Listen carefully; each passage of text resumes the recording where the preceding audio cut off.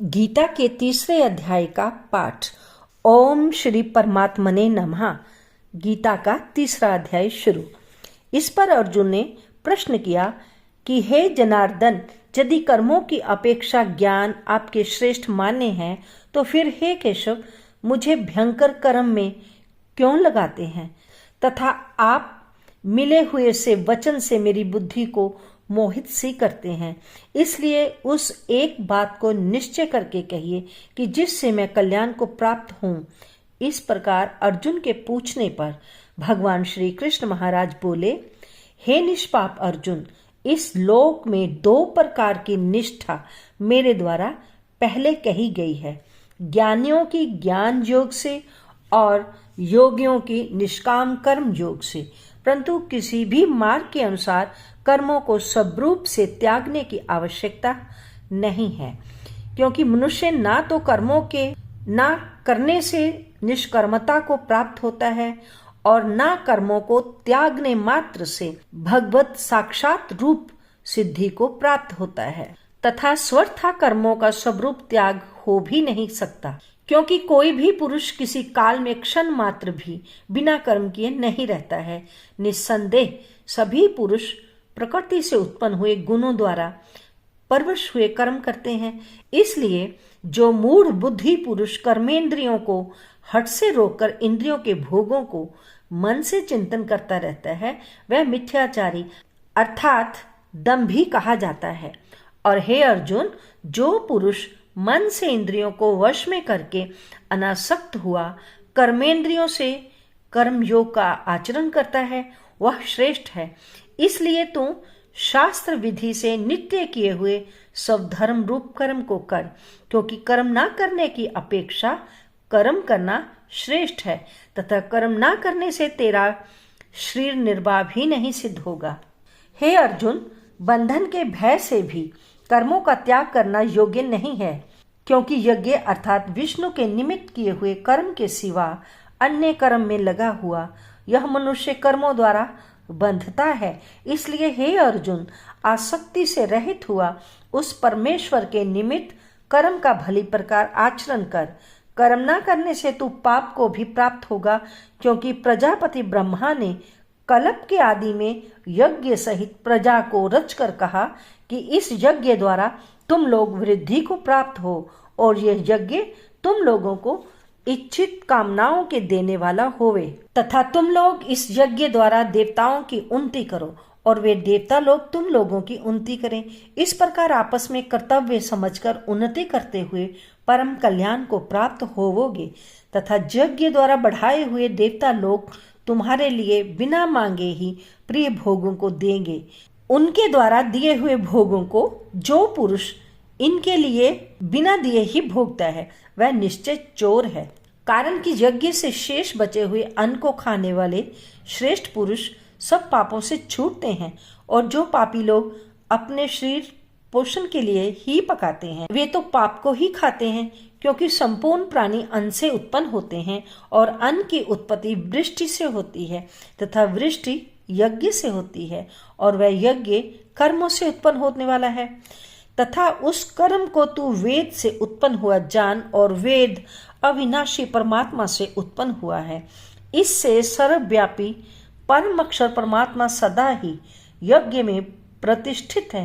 हे पार्थ, जो पुरुष इस लोक में इस प्रकार चलाए हुए सृष्टि चक्र के अनुसार नहीं बरतता है, अर्थात शास्त्र अनुसार कर्मों को नहीं करता है, वह इंद्रियों के सुख को भोगने वाला पापायु पुरुष व्यर्थ ही जीता है। परंतु जो मनुष्य आत्मा ही में प्रीति वाला और आत्मा ही में तृप्त तथा आत्मा में ही संतुष्ट होवे, उसके लिए कोई कर्तव्य नहीं है, क्योंकि इस संसार में उस पुरुष का किए जाने से भी कोई प्रयोजन नहीं है और ना किए जाने से भी कोई प्रयोजन नहीं है, तथा इसका संपूर्ण भूतों में कुछ भी स्वार्थ का संबंध नहीं है, तो भी उसके द्वारा केवल लोक हितार्थ कर्म किए जाते हैं। इससे तू अनासक्त हुआ निरंतर कर्तव्य कर्म का अच्छी प्रकार आचरण कर, क्योंकि अनासक्त पुरुष कर्म करता हुआ परमात्मा को प्राप्त होता है। इस प्रकार जनक आदि ज्ञानी जन भी आसक्ति रहित कर्म द्वारा ही परम सिद्धि को प्राप्त हुए हैं। इसलिए तथा लोक संग्रह को देखता हुआ भी तू कर्म करने को योग्य है, क्योंकि श्रेष्ठ पुरुष जो जो आचरण करता है अन्य पुरुष भी उसके ही अनुसार वर्तते हैं। वह पुरुष जो कुछ प्रमाण कर देता है लोग भी उसी के अनुसार वर्तते हैं। इसलिए हे अर्जुन, यद्यपि मुझे तीनों लोकों में कुछ भी कर्तव्य नहीं है तथा किंचित भी प्राप्त होने योग्य वस्तु अपर्याप्त नहीं है, तो भी मैं कर्म में ही वर्तता हूँ। क्योंकि यदि मैं सावधान होता हुआ कदाचित कर्म में ना बरतूं तो हे अर्जुन, सब प्रकार के मनुष्य मेरे बर्ताव के अनुसार ही वर्तते हैं, अर्थात वर्तने लग जाएंगे।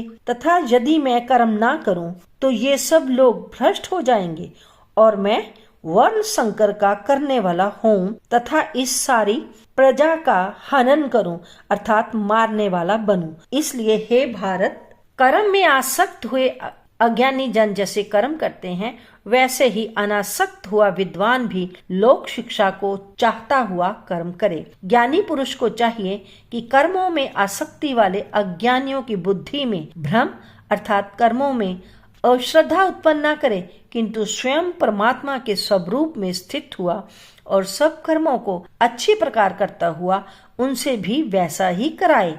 हे अर्जुन, वास्तव में संपूर्ण कर्म प्रकृति के गुणों द्वारा किए हुए हैं, तो भी अहंकार से मोहित हुए अंतःकरण वाला पुरुष मैं करता हूँ ऐसा मान लेता है। परंतु हे महाबाहो, गुण विभाग और कर्म विभाग के तत्व को जानने वाला ज्ञानी पुरुष संपूर्ण गुणों में बरतते हैं ऐसे मानकर नहीं आसक्त होता है, और प्रकृति के गुणों से मोहित हुए पुरुष गुण और कर्मों में आसक्त होते हैं। उन अच्छी प्रकार ना समझने वाले मूर्खों को अच्छी प्रकार जानने वाला ज्ञानी पुरुष चलायमान ना करे। इसलिए हे अर्जुन, तू ध्याननिष्ठ चित्त से संपूर्ण कर्मों को मुझ में समर्पण करके आशा रहित और ममता रहित होकर संताप रहित हुआ युद्ध कर।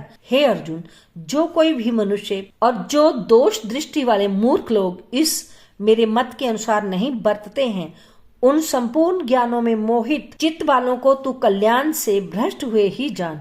क्योंकि सभी प्राणी प्रकृति को प्राप्त होते हैं, अर्थात अपने स्वभाव से परवश हुए कर्म करते हैं। ज्ञानवान भी अपनी प्रकृति के अनुसार चेष्टा करता है, फिर इसमें किसी का हठ क्या करेगा। इसलिए मनुष्य को चाहिए इंद्रिय के अर्थ में अर्थात सभी इंद्रियों के भोगों में स्थित जो राग और द्वेष है, उन दोनों के वश में नहीं होवे, क्योंकि इससे वे दोनों ही कल्याण मार्ग में विघ्न करने वाले महान शत्रु हैं। इसलिए उन दोनों को जीत कर सावधान हुआ सब धर्म का आचरण करे, क्योंकि अच्छी प्रकार आचरण किए हुए दूसरों के धर्म से गुण रहित भी अपना धर्म अति उत्तम है। अपने धर्म में मरना भी कल्याणकारक है और दूसरों का धर्म भय को देने वाला है। इस पर अर्जुन ने पूछा कि हे कृष्ण, फिर जे पुरुष बलात् लगाए हुए सदृश्य ना चाहता हुआ भी किससे प्रेरा हुआ पाप का आचरण करता है। इस प्रकार अर्जुन के पूछने पर श्री कृष्ण महाराज बोले, हे अर्जुन, रजोगुण से उत्पन्न हुआ जे काम ही क्रोध है, यही महा अशन अर्थात अग्नि के सदृश भोगों से ना तृप्त होने वाला और बड़ा पापी है। इस विषय में इसको ही तू वैरी जान। जैसे धुएं से अग्नि और मल से दर्पण ढका जाता है तथा जैसे जेर से गर्भ ढका हुआ है, वैसे ही उस काम के द्वारा ये ज्ञान ढका हुआ है। और हे अर्जुन, इस अग्नि सदृश ना पूर्ण होने वाले काम रूप ज्ञानियों के नित्य वैरी से ज्ञान ढका हुआ है। इंद्रियां, मन और बुद्धि इस काम के वासस्थान कहे जाते हैं, और यह काम इन मन, बुद्धि और इंद्रियों द्वारा ही ज्ञान को आच्छादित करके इस जीवात्मा को मोहित करता है। इसलिए हे अर्जुन, तू पहले इंद्रियों को वश में करके ज्ञान और विज्ञान के नाश करने वाले इस काम पापी को निश्चय पूर्वक मार। और यदि तू समझे कि इंद्रियों को रोक कर काम रूप वैरी को मारने की मेरी शक्ति नहीं है, तो तेरी ये भूल है। क्योंकि इस शरीर से तो इंद्रियों को पर श्रेष्ठ, बलवान और सूक्ष्म कह, और इंद्रियों से पर मन है और मन से भी पर बुद्धि है, और जो बुद्धि से भी अत्यंत पार है, वह आत्मा है। इस प्रकार बुद्धि से पार अर्थात सूक्ष्म तथा सब प्रकार बलवान और श्रेष्ठ अपने आत्मा को जानकर और बुद्धि के द्वारा मन को वश में करके, हे महाबाहो, अपनी शक्ति को समझकर इस दुर्जन्य काम रूप शत्रु को मार। इति श्रीमद् भागवत गीता रूपी उपनिषद एवं ब्रह्म विद्या तथा योग शास्त्र विषय श्री कृष्ण और अर्जुन के संवाद में कर्म योग नामक तीसरा अध्याय संपूर्ण हुआ। ओम नमः शिवाय।